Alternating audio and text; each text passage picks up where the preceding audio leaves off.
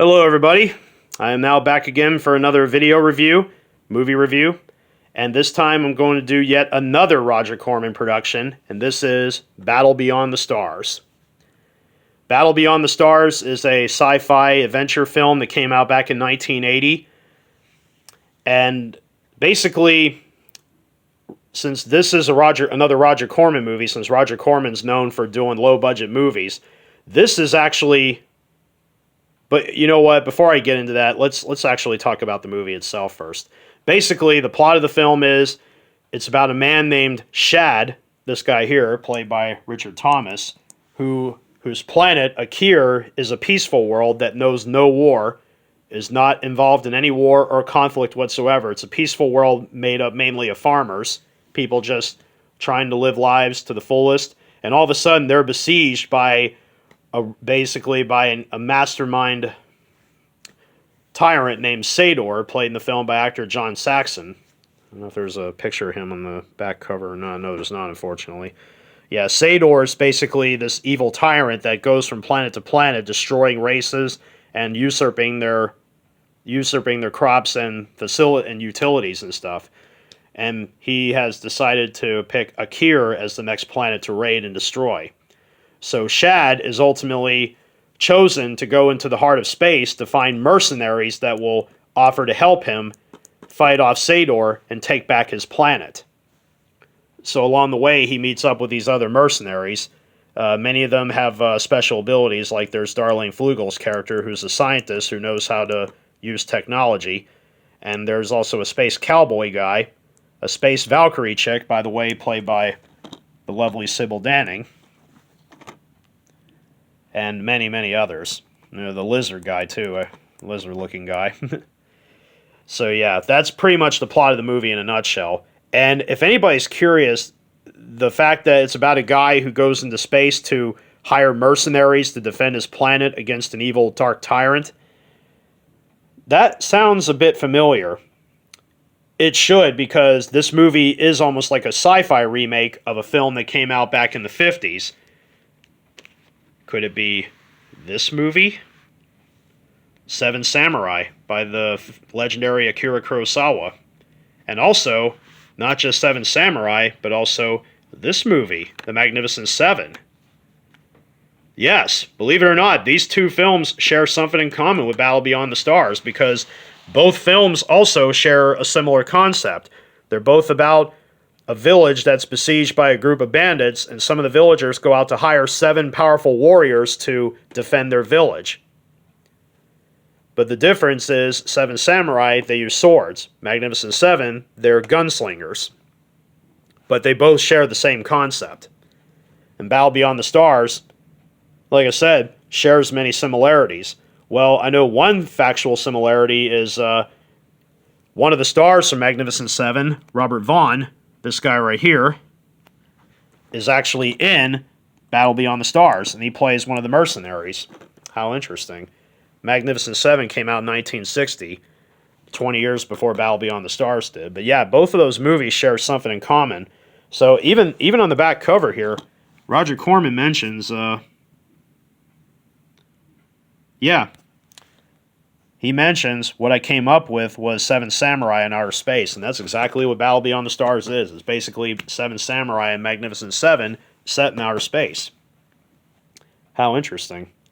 And as I was about to mention before I describe the plot of the movie, is at the time, Roger Corman, if anybody knows who he is obviously known for producing massive, extreme low-budgeted movies.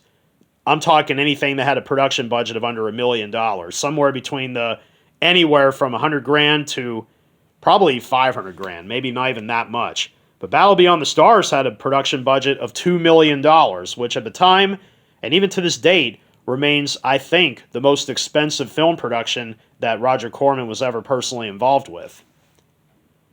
Now, he actually has an uncredited directing credit for the movie, but the main directing credit goes to this guy, Jimmy T. Murakami. By the way, his name sounds Japanese, but it's actually not. In actuality, he is Irish-American, which is interesting. Unfortunately, Jimmy Murakami is no longer with us since he sadly passed in 2014, but He also has worked on a Roger Corman movie prior to Battle Beyond the Stars. In fact, the same year Battle Beyond the Stars came out was the same year the Roger Corman film Humanoids from the Deep came out as well. And he was an uncredited co-director on that movie. Although Barbara Peters was the main director, but he ended up jumping on board probably to include more violent, gory death scenes and stuff like that. But Jimmy Murakami is more known for doing animation instead of live-action stuff because the following year in 1981, he was an animation director. He did one of the segments for the animation anthology film Heavy Metal. He did the soft landing sequence, which is the opening for the movie where the car comes out of the space shuttle and makes that landing on the planet and it drives to the house. Yeah, he directed that sequence. The film is also a first for many. As I mentioned in my Rock and Roll High School video, I said that the movie had an uncredited James Cameron as a production assistant for that movie. Well, he actually considers this movie to be one of the first feature-length movies he was involved with because he actually was the art director or one of the art directors. He designed all the spaceships and was one of the main production designers for the movie. And also another production assistant on the film was Gail Ann Hurd, who would later go on to be a producer for many of James Cameron's movies in the years to follow. And also, another cool thing about this movie is that this was actually the first film, or one of the very first movies scored by James Horner. James Horner, who would go on to become a regular for James Cameron. Well, not a regular, since he only scored far as I know, he only scored 3 movies for Cameron in the later years, but still, that's pretty impressive. And James Horner's music in this movie is pretty famous, and also it was used over and over again for multiple Roger Corman film productions for the years to follow. So if anybody had seen films like like Wizards of the Lost Kingdom, if anybody's familiar with that movie, it actually uses music from Battle Beyond the Stars in that movie because I listened to the soundtrack and I saw Wizards long before I saw Battle Beyond the Stars. And then I heard the music in this movie. I'm like, oh, now I know where it came from. Exactly. See the point? Now you see the point I made. As I said, Battle Beyond the Stars actually was it ultimately was I shouldn't say as I've said because I didn't say it yet. Sorry. Battle Beyond the Stars, made on a budget of $2 million, it was actually a moderate hit when it came out, grossing $11 million domestically. So the movie was profitable. It received mostly mixed reviews by critics. A lot of people have compared it as a Star Wars knockoff, which it is. I mean, it's basically that is what it is. It's a low budget Star Wars knockoff, and yeah, it even had the visual effects in the film look like something out of Star Wars, and even Battlestar Galactica at the time, which it kind of did. But for the most part, it does act like a perfect knockoff of Star Wars, just like Piranha was sort of like a perfect knockoff of Jaws. And Piranha was a Roger Corman movie. So that's exactly what this is. It's like a lower budgeted version of Star Wars, but for the most part, it actually holds up pretty well. Stands on its own pretty well. It got mostly mixed reception by critics at the time. It currently on Rotten Tomatoes has a 50%, but over time it's gradually grown a pretty decent following. And it's also considered one of the most popular Roger Corman movies.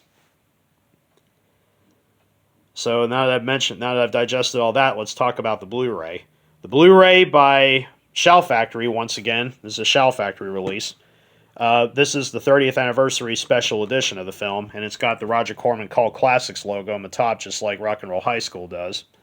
Overall, the Blu-ray is actually a pretty solid release. The video quality inside, I might as well pop it open here.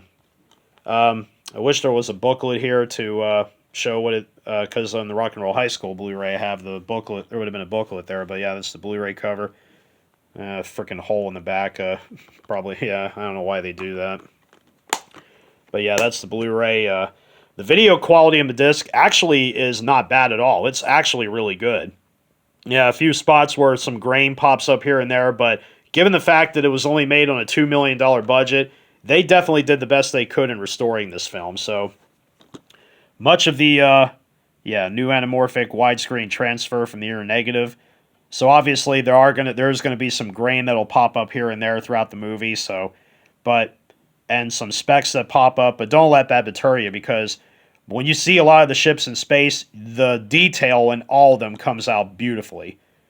Really does come out well. But again, there is some grain. There's grain that pops up occasionally, but for the most part, it's actually a really good transfer for the movie. So I would say out of 5 stars, the video gets a 4 out of 5. Now for the audio, believe it or not, there actually is a DTS audio track on the disc. It's in 5.1 DTS, and it sounds pretty good, actually. Not terrible, like not pulse pounding as what you would hear in any of the Star Wars movies, but I mean, for a Roger Corman film to get a audio track like that for its Blu-ray, that's actually a pretty decent deal right there, and it sounds pretty good for what it is. So, not perfect. I wouldn't say it's not as good as the video, but I will say when it comes to like when I referenced when I talked about the Blu-ray of Rock and Roll High School, I said the video was good, but the audio track was just terrible. That's one movie that really could have benefited from a better one. But thankfully, Battle Beyond the Stars actually got a DTS track, so I'm glad it had that. So for out of 5 stars, the audio gets a 3.5. Again, the 5.1 DTS track is good. It's welcoming for a movie of this quality, but it's not as strong as the video. So 3.5 out of 5. Now for bonus features, believe it or not, this is another Blu-ray, Shout Factory Blu-ray that comes loaded with a wealth of material. Starting off are a pair of commentary tracks. One is with the writer John Sayles and with Roger Corman. And the other commentary is with production manager Gail Ann Hurd. Yes, I said she was a production assistant. Yeah, she's technically a production manager. But yeah, both commentaries are actually worth listening to, and they both do give a good bit of information about the movie. And Roger Corman, yeah, I mean, he retains a lot of fond memories with the movie too. So we got a few featurettes here. The Man Who Would Be Shad, an interview with Richard Thomas. Now, if anybody who's a fan of Stephen King's It will recognize him as the older Bill in Stephen King's It, the one with Tim Curry as Pennywise, that It. Space opera on a shoestring, comprehensive look at the film, all the technical challenges, post-production of the film, and it has various cast members and visual effects supervisors talk about the film. And Robert Skotak, by the way, was a effects supervisor on Battle Beyond the Stars, and he would actually go on to work with James Cameron on numerous film projects. He would go on to work with him on Aliens and Terminator 2, Judgment Day, and won visual effects Oscars on both movies. Tony Randall. I feel like I want to say that's the same Tony Randall that went on to direct Hellbound Hellraiser 2 for Clive Barker. I could be wrong, but I think that's the same guy. I might be wrong.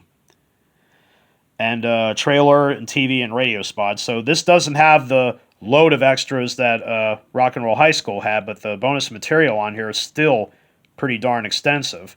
And there is a wealth of material to be found on here. So for the extras, I would say probably a 4.5, because there's a nice wealth of material to be found on here. So overall, Battle Beyond the Stars actually got a pretty solid release by Shout Factory. And as for the movie itself, I would probably give it out of 5 stars. My personal vote, I would probably give it a 3.5. Or maybe a 4, because again, it's got that cult following. So I would probably, forget the 3.5 I said, I would probably bump it up to a 4. Because it has just as big of a cult following as Rock and Roll High School has. So it's another one of those movies that just, again, I've only seen it a couple of times, so I only remember a few things from the movie, like when I reviewed Crawl, for example, I was only familiar with a few things, but, oh yeah, it's funny I mentioned Crawl. James Horner scored that movie too. But like I said, Battle Beyond the Stars. So yeah, every filmmaker has to have a start somewhere, and James Cameron, this is actually one of the movies he got his start on, was Battle Beyond the Stars. And same with James Horner, who went on to become a big-name composer for what he was at the time. And of course, again, a lot of So yeah, there are a few familiar faces I've mentioned. Yeah, I mean Richard Thomas, Darlene Flugel had appeared in a few things. Once Upon a Time in America, Sergio Leone, and horror fans will recognize her from Pet Sematary 2. And also, if anybody has seen the movie To Live and Die in L.A., she was in that. And of course, Sybil Danning playing the Valkyrie mercenary.